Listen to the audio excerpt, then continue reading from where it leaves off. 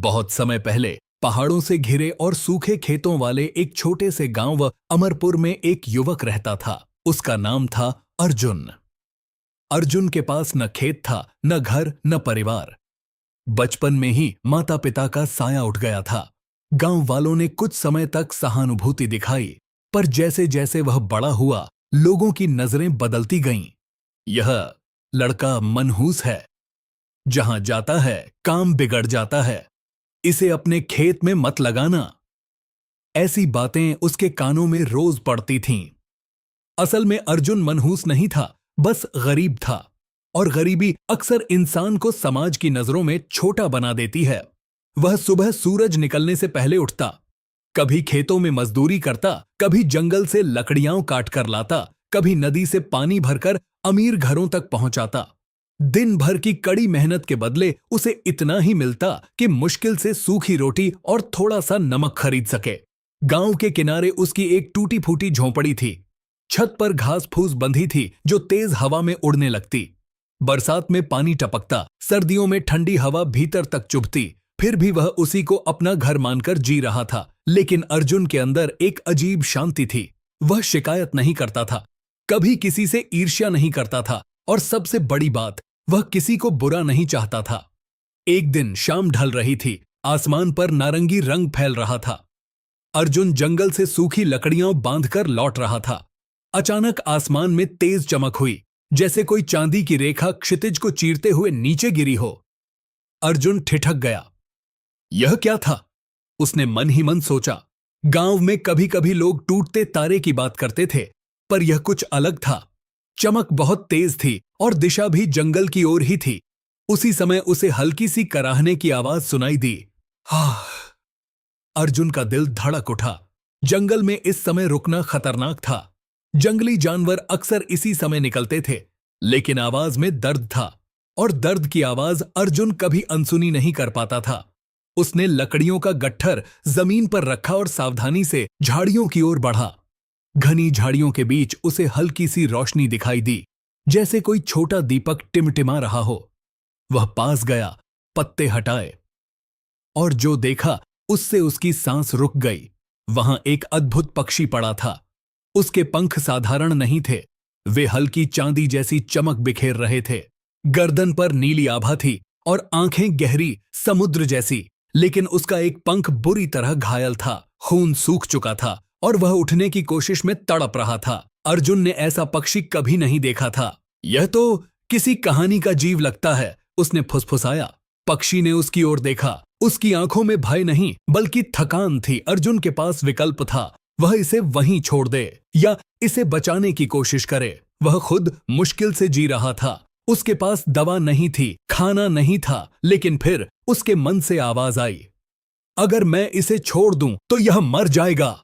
उसने अपनी गमछा फाड़ी, धीरे से पक्षी को उठाया। वह आश्चर्यजनक रूप से हल्का था, जैसे उसके भीतर सिर्फ हवा हो। रास्ते भर अर्जुन को अजीब सा एहसास हो रहा था, जैसे वह कोई साधारण काम नहीं कर रहा। उस रात अर्जुन ने अपनी बची हुई आधी रोटी पानी में भिगोकर नरम की और छोटे छोटे टुकड़े करके पक्षी के सामने रख दिए। पक्षी ने धीरे से खाया। अर्जुन ने नदी से लाकर साफ पानी उसके घाव पर डाला, फिर जंगल से जड़ी बूटियां लाकर पट्टी बांधी। 3 दिन तक उसने अपनी पूरी मेहनत और कमाई उसी पक्षी की देखभाल में लगा दी। गांव वाले हंसते रहे, अब यह पागल जानवर पाल रहा है, खुद भूखा रहता है और चिड़िया को खिलाता है। अर्जुन ने कोई जवाब नहीं दिया। उसके लिए वह पक्षी अब जिम्मेदारी बन चुका था। तीसरी रात थी। बाहर ठंडी हवा चल रही थी। झोंपड़ी के भीतर अंधेरा था। अचानक अर्जुन की नींद खुली। उसे लगा जैसे किसी ने धीरे से उसका नाम लिया हो। अर्जुन! वह घबरा गया। कौन है? झोंपड़ी में कोई नहीं था। फिर वही आवाज, डरो मत। इस बार आवाज स्पष्ट थी। अर्जुन की नजर उस कोने पर गई जहां पक्षी बैठा था। वहां हल्की चांदी सी रोशनी फैल रही थी। पक्षी खड़ा था, उसकी आंखें चमक रही थीं। और फिर उसने साफ शब्दों में कहा, तुमने मेरी जान बचाई है। अर्जुन के हाथ कांपने लगे। तुम बोल सकते हो? पक्षी ने शांत स्वर में कहा, मैं साधारण पक्षी नहीं हूं और तुम भी साधारण इंसान नहीं हो। झोंपड़ी में सन्नाटा फैल गया। अर्जुन को लगा जैसे समय रुक गया हो। पक्षी ने आगे कहा, अभी बहुत कुछ जानना बाकी है, लेकिन याद रखो, आज जो तुमने किया है वही तुम्हारे भाग्य का द्वार खोलेगा। अर्जुन समझ नहीं पा रहा था कि वह सपना देख रहा है या सच में जाग रहा है, लेकिन एक बात निश्चित थी, उसकी साधारण जिंदगी अब वैसी नहीं रहने वाली थी, और शायद यह तो बस शुरुआत थी। झोंपड़ी में फैली चांदी जैसी रोशनी धीरे धीरे स्थिर हो गई। अर्जुन अब भी स्तब्ध बैठा था, उसकी सांसें तेज चल रही थीं। तुम कौन हो? उसने मुश्किल से पूछा। पक्षी ने अपने पंख हल्के से फैलाए। अब उसका घायल पंख लगभग ठीक दिखाई दे रहा था। मेरा नाम इस संसार में कोई नहीं जानता, उसने शांत स्वर में कहा, लेकिन तुम मुझे विहंग कह सकते हो। विहंग? अर्जुन ने दोहराया। मैं आकाश लोक का दूत हूं। पक्षी बोला, मुझे धरती पर एक विशेष कार्य के लिए भेजा गया था, लेकिन विश्वासघात हुआ और मैं घायल होकर यहां गिर पड़ा। अर्जुन का माथा सिकुड़ गया। आकाशलोक? यह सब मैं समझ नहीं पा रहा। विहंग मुस्कुराया। अभी समझने की आवश्यकता भी नहीं है, बस इतना जान लो, तुम्हारी करुणा ने मुझे जीवित रखा और उसके बदले मैं तुम्हें एक अवसर देने आया हूं। कौन सा अवसर? अर्जुन ने सावधानी से पूछा। अपनी किस्मत बदलने का अवसर। विहंग ने झोंपड़ी के दरवाजे की ओर देखा। अर्जुन, तुम्हारे गांव पर एक छाया मंडरा रही है। छाया? हां, पिछले कई वर्षों से यहां सूखा पड़ता है, फसलें नष्ट होती हैं, लोग बीमार पड़ते हैं। क्या तुमने कभी सोचा क्यों? अर्जुन चुप हो गया। सचमुच गांव में अजीब बदकिस्मती थी, हर साल कुछ न कुछ विपत्ति आ जाती थी। विहंग ने आगे कहा, गांव के उत्तर दिशा में जो पुराना खंडहर पड़ा है, उसके नीचे एक प्राचीन शक्ति कैद है।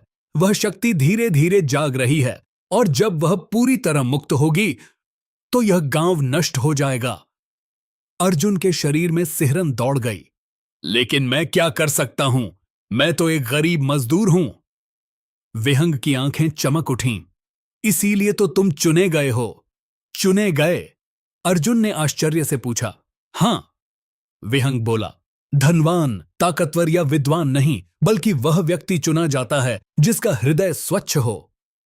अर्जुन कुछ क्षण तक चुप रहा, फिर बोला, अगर यह सच है तो मुझे क्या करना होगा? विहंग झोंपड़ी के बाहर उड़ा और वापस भीतर आ गया। कल भोर से पहले तुम्हें मेरे साथ चलना होगा। हम उस पुराने खंडहर तक जाएंगे। वहां? अर्जुन डर गया।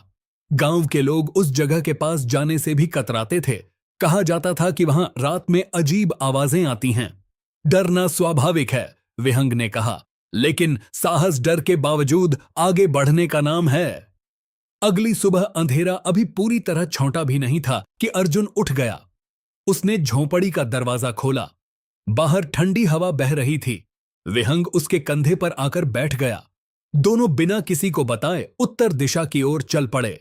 जैसे जैसे वे खंडहर के पास पहुंचे, वातावरण भारी होता गया। पेड़ सूखे थे, पत्तियां मुरझाई हुई थीं, हवा में अजीब सी गंध थी। अर्जुन का दिल तेज धड़कने लगा। यही है वह स्थान, विहंग ने धीरे से कहा। खंडहर कभी किसी प्राचीन मंदिर का अवशेष लगता था। टूटी दीवारें, झुके हुए स्तंभ और बीच में पत्थरों से ढका एक गोल चबूतरा। इस चबूतरे के नीचे वह शक्ति सो रही है, विहंग बोला। और हमें क्या करना है? पहले सत्य देखना है। विहंग ने अपने पंख फैलाए। अचानक उसकी देह से हल्की चांदी की किरण निकली और चबूतरे पर पड़ी। पत्थरों के बीच से हल्की काली धुंध उठने लगी। अर्जुन पीछे हट गया। यह क्या है? यह वही अंधकार है जो धीरे धीरे गांव की ऊर्जा चूस रहा है। धुंध के भीतर से एक धीमी भारी आवाज गूंजी। कौन है जो मेरी नींद भंग कर रहा है? अर्जुन के पैरों तले जमीन कांप उठी। भाग चलें, उसने घबराकर कहा, लेकिन विहंग शांत था। यही तुम्हारा पहला परीक्षण है, उसने फुसफुसाया। धुंध गहरी होती जा रही थी। अर्जुन के मन में डर, संशय और असहायता का तूफान उठ रहा था। मैं नहीं कर सकता, वह बुदबुदाया। तभी उसे याद आया, गांव के वे बच्चे जो भूखे सोते थे, वह बूढ़ी अम्मा जो हर साल सूखे में अपनी फसल खो देती थी, वह खुद जो हमेशा तिरस्कार सहता था। अगर यह अंधकार सच में गांव का कारण था, तो क्या वह फिर भी पीछे हट सकता था? उसने गहरी सांस ली। मुझे क्या करना होगा? उसने दृढ़ स्वर में पूछा। विहंग की आंखों में संतोष चमका। अपने भय को स्वीकार करो और आगे बढ़ो। अर्जुन धीरे धीरे चबूतरे की ओर बढ़ा। धुंध अब उसके चारों ओर घूम रही थी। उसके कदम कांप रहे थे, लेकिन वह रुका नहीं। तभी अचानक काली धुंध से दो लाल आंखें प्रकट हुईं। मनुष्य, तू यहां क्यों आया है? अर्जुन का गला सूख गया, लेकिन इस बार वह भागा नहीं। मैं अपने गांव की रक्षा करने आया हूं, उसने कांपते हुए भी स्पष्ट कहा। कुछ क्षण सन्नाटा छाया रहा, फिर वह आवाज गूंजी, तो तैयार हो जाओ परिणाम के लिए। और अचानक पूरा खंडहर जोर से कांप उठा। पत्थर हिलने लगे, हवा तेज हो गई। अर्जुन ने विहंग की ओर देखा। अब क्या होगा? विहंग ने गंभीर स्वर में कहा। अब असली परीक्षा शुरू होगी। और उसी क्षण चबूतरे के बीच दरार पड़ गई। अंधकार ऊपर उठने लगा। खंडहर के बीचों बीच पड़ा पत्थर का चबूतरा अचानक दो हिस्सों में टूट गया। धरती कांप उठी, सूखी धूल हवा में घूमने लगी। दरार के भीतर से काली धुंध का विशाल गुबार उठने लगा। वह साधारण धुंध नहीं थी, उसमें एक अजीब जीवंतता थी, जैसे कोई सांस ले रहा हो। अर्जुन पीछे हटना चाहता था, लेकिन उसके पैर जैसे जमीन में धंस गए थे। काली धुंध धीरे धीरे आकार लेने लगी। कुछ ही क्षणों में वह एक विशाल छाया मूर्ति बन गई, लंबी, विकराल, और उसकी आंखें अंगारों की तरह लाल। मनुष्य, वह भारी आवाज गूंजी, तू मेरी नींद भंग करने आया है? अर्जुन का गला सूख गया, पर इस बार उसने भागने की कोशिश नहीं की। मैं अपने गांव की रक्षा करने आया हूं, उसने कांपते हुए भी साहस जुटाकर कहा। छाया हंसी, उसकी हंसी में ठंडक थी, जैसे बर्फ का टुकड़ा दिल में उतर जाए। रक्षा? तुम जैसे कमजोर मनुष्य क्या रक्षा करेंगे? तुम्हारा गांव तो वर्षों से मेरे प्रभाव में है। अर्जुन ने विहंग की ओर देखा। चांदी के पंखों वाला पक्षी अब पहले जैसा छोटा नहीं दिख रहा था, उसकी चमक तेज हो चुकी थी।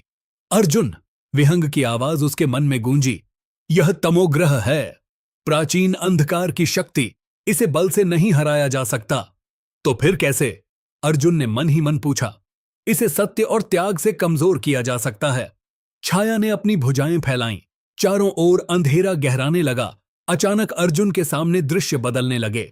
उसे अपना बचपन दिखाई दिया, वह दिन जब उसके माता पिता बीमारी से तड़प रहे थे और गांव वालों ने मदद करने से मना कर दिया था।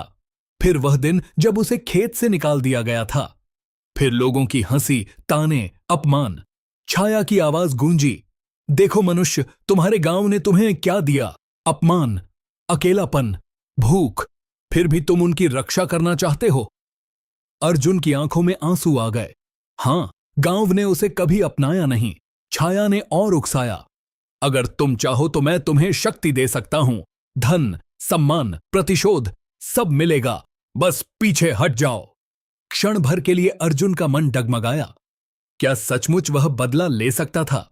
क्या वह उन सबको दिखा सकता था कि वह कमजोर नहीं है? लेकिन उसी पल उसे बूढ़ी अम्मा का चेहरा याद आया। वे बच्चे याद आए जो उसके साथ खेलते थे, और वह पक्षी जिसे उसने बिना स्वार्थ बचाया था। अर्जुन ने आंसू पोंछे। हां, उन्होंने मुझे अपमान दिया, लेकिन मैंने उनसे नफरत नहीं सीखी। छाया कुछ क्षण चुप रही। अर्जुन ने दृढ़ स्वर में कहा, अगर मैं भी अंधकार चुन लूं तो मैं तुम जैसा बन जाऊंगा, और मैं ऐसा नहीं बनना चाहता। अचानक विहंग आकाश में उड़ गया। उसके पंख फैलते गए, और देखते ही देखते वह विशाल प्रकाशमय रूप में बदल गया। अब वह साधारण पक्षी नहीं था, वह किसी दिव्य ऊर्जा का प्रतीक लग रहा था। चांदी की किरणें उसके पंखों से निकलकर चारों ओर फैल गईं। अंधकार पीछे हटने लगा। तमोग्रह, विहंग की गूंजती आवाज आई, तुम्हारी शक्ति भय और लालच से जन्म लेती है, लेकिन यहां तुम्हारा प्रभाव समाप्त होगा। छाया गर्जी, यह मनुष्य कमजोर है, इसका हृदय तोड़ दो, यह स्वयं हार जाएगा। अचानक अर्जुन के पैरों के नीचे जमीन धंसने लगी, वह गिरने लगा। नीचे अथाह अंधकार था। अर्जुन, विहंग की आवाज आई, अपनी आस्था मत छोड़ो। अर्जुन ने आंखें बंद कर लीं। उसे लगा अब सब खत्म हो जाएगा, लेकिन उसने मन ही मन कहा, अगर मेरी छोटी सी जिंदगी से गांव बच सकता है तो मैं तैयार हूं। जैसे ही यह विचार उसके मन में आया, उसके चारों ओर हल्की रोशनी फैल गई।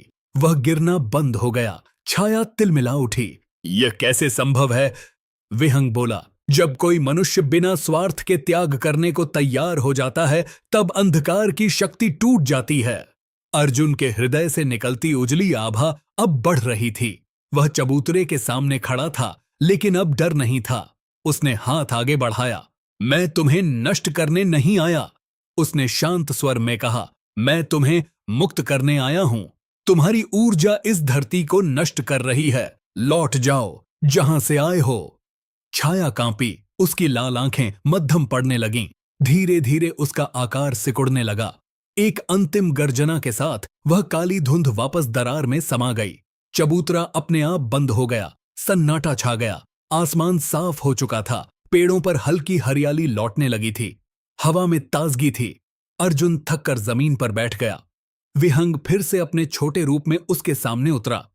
तुमने पहला और सबसे कठिन परीक्षण पार कर लिया, उसने मुस्कुराकर कहा। क्या यह खत्म हो गया?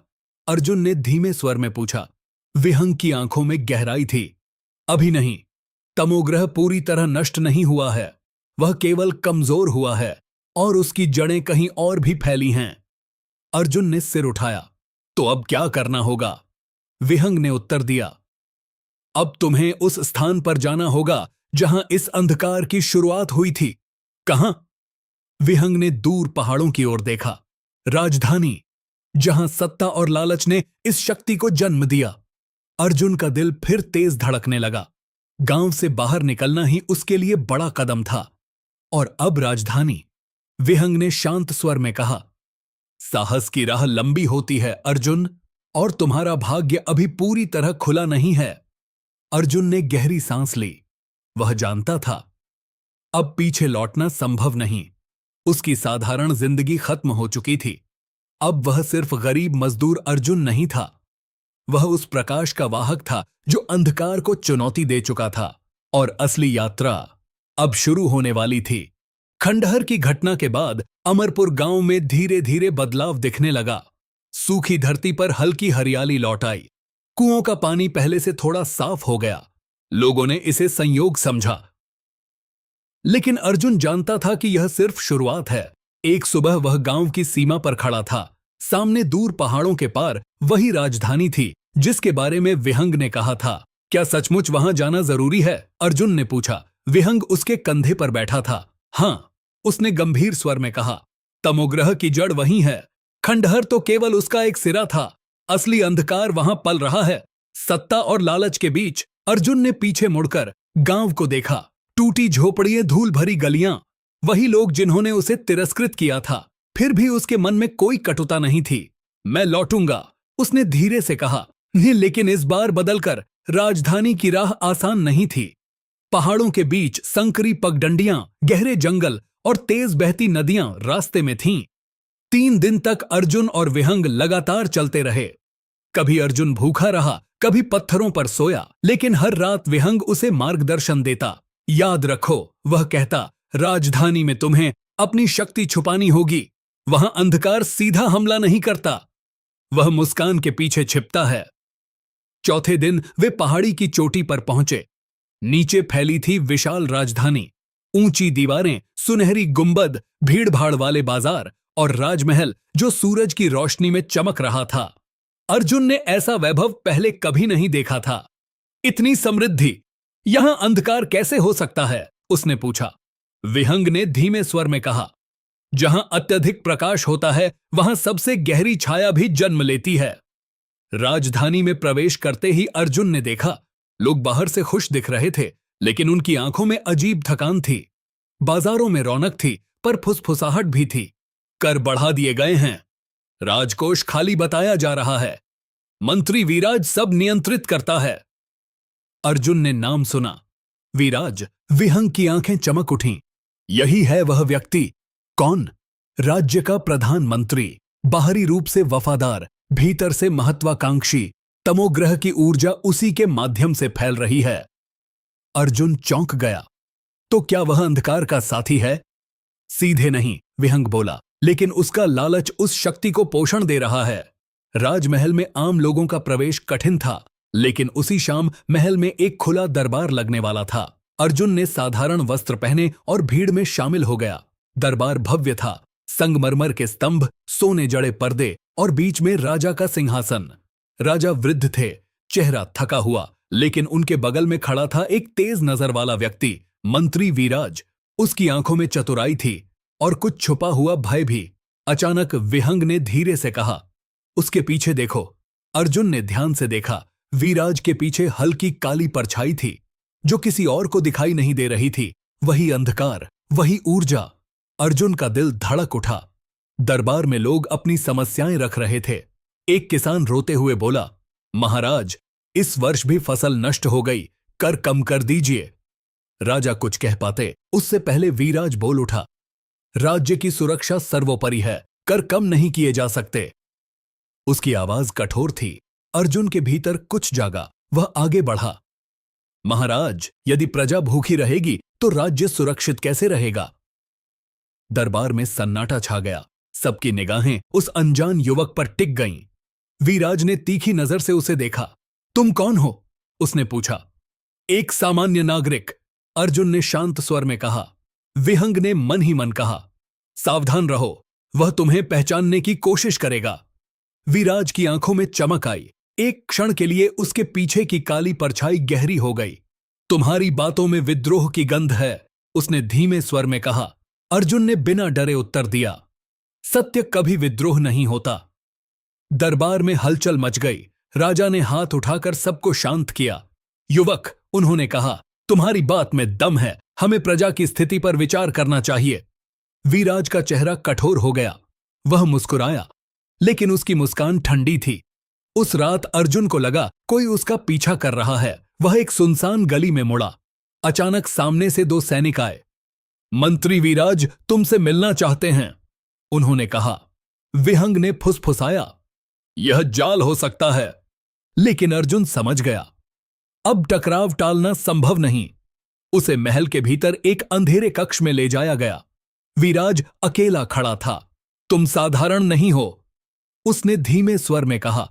मैं तुम्हारी आंखों में वही प्रकाश देख रहा हूं जो वर्षों पहले एक भविष्यवाणी में वर्णित था। अर्जुन चौंक गया। कौन सी भविष्यवाणी?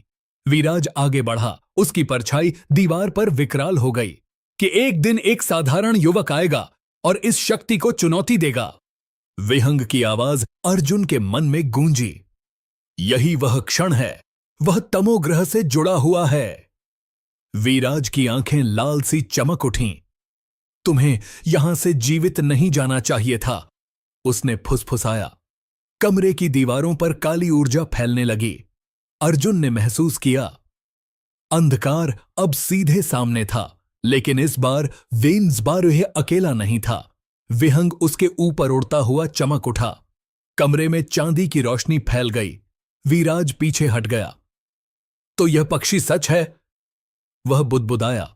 अर्जुन ने दृढ़ स्वर में कहा, अंधकार का अंत आज नहीं तो जल्द होगा। वीराज हंसा। तुम्हें लगता है यह सब मेरे कारण है? मैं तो केवल माध्यम हूं, असली शक्ति अभी जागी नहीं है। अचानक कक्ष का फर्श कांप उठा। कहीं दूर से भारी गर्जना सुनाई दी। विहंग ने गंभीर स्वर में कहा, तमोग्रह पूरी तरह मुक्त होने के करीब है। अर्जुन ने मुट्ठी भींच ली। अब यह केवल गांव की लड़ाई नहीं थी, यह पूरे राज्य की लड़ाई बनने जा रही थी। महल का वह अंधेरा कक्ष अचानक जोर से कांप उठा। दीवारों में दरारें पड़ने लगीं। वीराज के पीछे खड़ी काली परछाई अब उससे अलग होती दिखाई देने लगी। अर्जुन ने महसूस किया, यह वही शक्ति है, तमोग्रह। विहंग आकाश में चमक उठा। उसके पंखों से निकलती चांदी की रोशनी कमरे को भरने लगी। वीराज जमीन पर गिर पड़ा।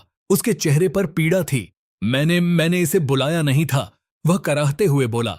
मैं बस शक्ति चाहता था, सम्मान, राजसत्ता। विहंग की गंभीर आवाज गूंजी। लालच हमेशा सोचता है कि वह शक्ति को नियंत्रित कर लेगा, लेकिन अंत में वही उसका दास बन जाता है। अचानक वीराज के शरीर से काली धुंध अलग होकर एक विशाल छाया का रूप लेने लगी। कमरा टूट गया। महल के ऊपर आकाश में काला बादल छा गया। लोग भयभीत होकर बाहर भागने लगे। राजधानी में अफरा तफरी मच गई। महल के ऊपर आकाश में अब एक विकराल छाया मूर्ति तैर रही थी। लाल अंगारे जैसी आंखें, लंबी काली भुजाएं, और उसकी आवाज गूंज रही थी, मैं लौट आया हूं। राजधानी की हवा भारी हो गई, लोगों के दिलों में भय भर गया। अर्जुन महल की छत पर खड़ा था, विहंग उसके ऊपर मंडरा रहा था। यह अब पहले से कहीं अधिक शक्तिशाली है, अर्जुन ने कहा। हां, विहंग बोला, क्योंकि इस बार इसे पूरे राज्य के लालच और भय ने पोषित किया है। तमोग्रह की आवाज गूंजी, मनुष्य, तुमने मुझे रोकने की कोशिश की, अब देखो तुम्हारे सामने विनाश होगा। अर्जुन के सामने दृश्य बदलने लगे। राजधानी जलती हुई, गांव उजड़ते हुए, लोग रोते हुए।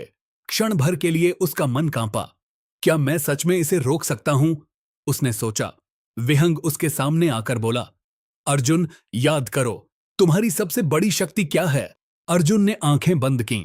वह फिर वही गरीब युवक था जिसके पास कुछ नहीं था। फिर भी उसने एक घायल पक्षी को बचाया था। उसे समझ आया, उसकी शक्ति धन या हथियार नहीं, उसका निस्वार्थ हृदय था। अर्जुन आगे बढ़ा। तमोग्रह, उसने ऊंची आवाज में कहा, तुम्हारी शक्ति हमारे भय से जन्म लेती है, लेकिन मैं तुम्हें भय नहीं दूंगा। छाया गरजी, तो क्या दोगे? अर्जुन ने उत्तर दिया, त्याग। उसने विहंग की ओर देखा। अगर मेरी ऊर्जा से यह अंधकार समाप्त हो सकता है तो मैं तैयार हूं। विहंग की आंखों में गर्व था, लेकिन दर्द भी। यह तुम्हें सब कुछ खोने पर मजबूर कर सकता है, उसने चेताया। अगर राज्य बचता है तो यह सौदा स्वीकार है, अर्जुन ने दृढ़ता से कहा। अचानक उसके शरीर से उजली आभा निकलने लगी। वह प्रकाश धीरे धीरे बढ़ता गया। तमोग्रह पीछे हटने लगा। नहीं, यह संभव नहीं, उसकी गर्जना गूंजी। अर्जुन ने दोनों हाथ फैलाए। उसके हृदय से निकलती रोशनी सीधी छाया से टकराई। आकाश में प्रकाश और अंधकार की भयंकर टक्कर होने लगी। राजधानी के लोग ऊपर देख रहे थे। पहली बार उन्हें सगा कि कोई उनके लिए लड़ रहा है। कुछ क्षणों के लिए सब कुछ सफेद हो गया। फिर अचानक एक विस्फोट जैसी चमक हुई। तमोग्रह की चीख गूंजी और वह हजारों छोटे कणों में टूटकर आकाश में विलीन हो गया। बादल हट गए। सूरज की किरणें फिर से महल पर पड़ीं। राजधानी में सन्नाटा छा गया। अर्जुन घुटनों के बल गिर पड़ा। उसकी शक्ति लगभग समाप्त हो चुकी थी। विहंग उसके पास उतरा। तुमने कर दिखाया, उसने धीरे से कहा।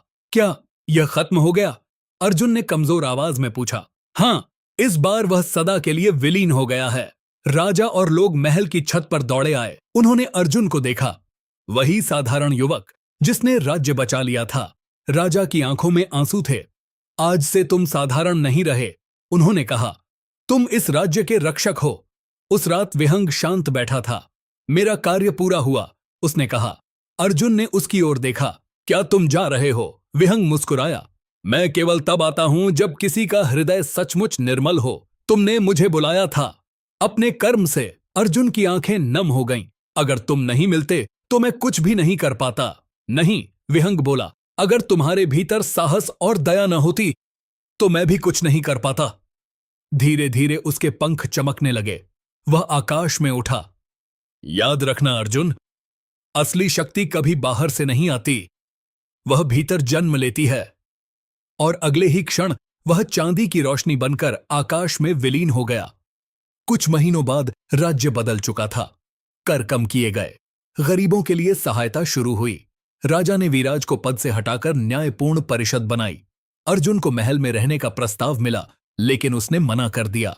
वह अमरपुर लौट आया। वही टूटी झोंपड़ी अब एक छोटा सा घर बन चुकी थी। गांव वाले जो कभी उसका मजाक उड़ाते थे, अब सम्मान से उसे देखते थे। लेकिन अर्जुन के लिए सबसे बड़ी जीत यह थी कि उसने अपने हृदय को कभी बदलने नहीं दिया। वह अब भी साधारण कपड़े पहनता, अब भी मुस्कुराकर लोगों की मदद करता, क्योंकि वह जान चुका था भाग्य बदलने के लिए जादू नहीं, साहस, त्याग और सच्चा दिल चाहिए। और कभी कभी आकाश भी ऐसे दिलों को पहचान लेता है।